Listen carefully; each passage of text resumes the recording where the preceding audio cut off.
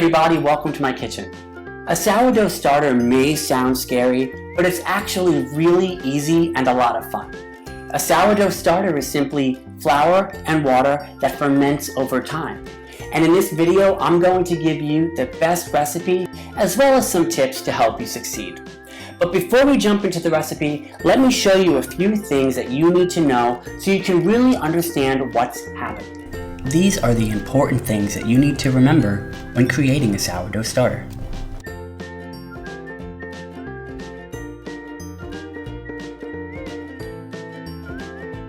Alright, let's jump in. What I have in front of me is some whole wheat flour, some warm water, and an empty bowl. All we're going to do is turn on our scale, place the empty bowl on, and zero it out. Make sure that the scale always goes to 0 after adding each ingredient so you don't have to do the math. For day 1, we're going to add 100 grams of whole wheat or rye flour.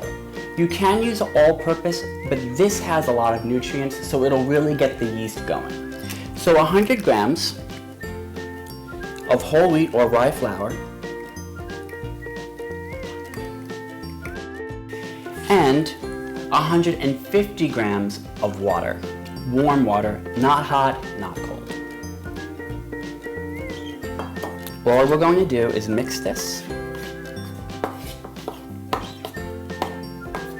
and make sure that all of the dry bits are gone.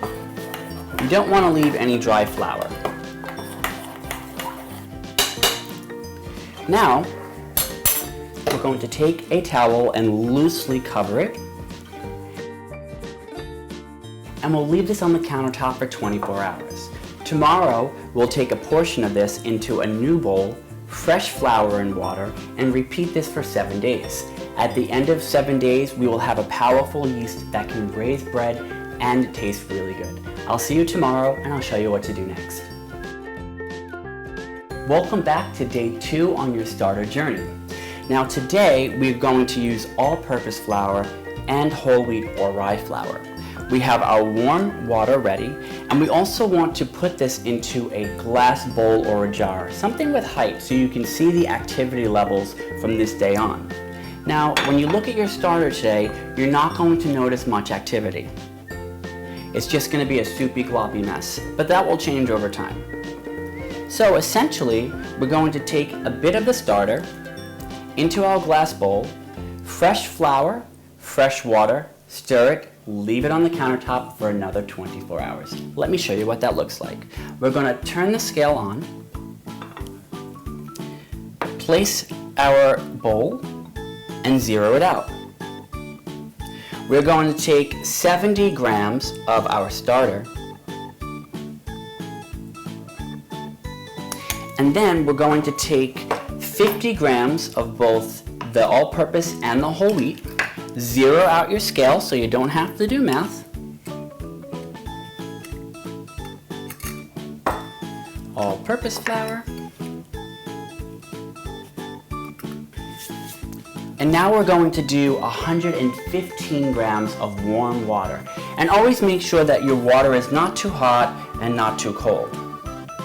We're going to stir it all together.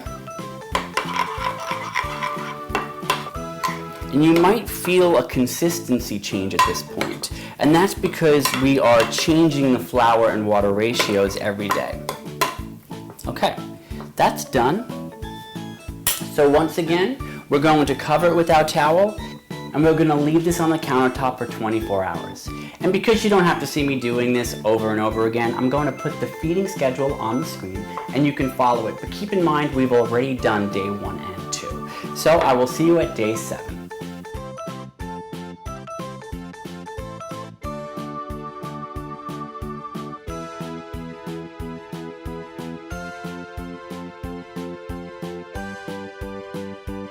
Well guys, we made it to day 7.